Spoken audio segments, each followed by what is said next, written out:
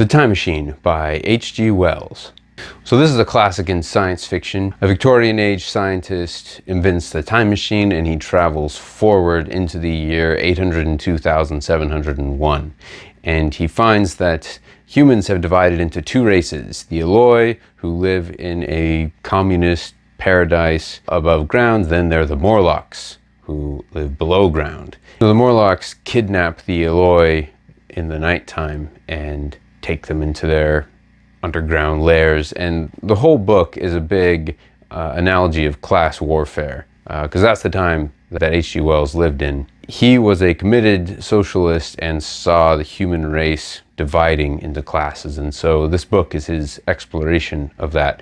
It's hard to judge the book without that lens, which does make the book fascinating, because it's a look at how people back then saw the future. Especially when the stock market crashed. It was a time when capitalism was the great enemy of a good society, and the future would be all about the government redistributing wealth, a la FDR. And speaking of that, fun fact that I only learned about recently, H.G. Wells interviewed Stalin, because Stalin was an up-and-coming world leader at the time, also happened to be executing his purges, but H.G. Wells met him in Russia and they talked about where the future of the human race was going. H.G. Wells saw Stalin and FDR as both shooting for the same goal, just using different means to get there, which is something I think that the enemies of FDR probably agreed with him on.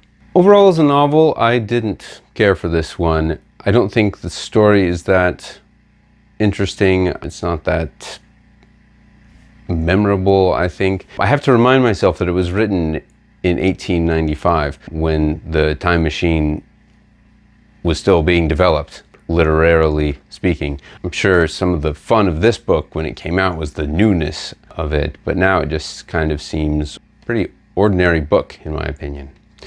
So I'm going to give this a 2.5 stars.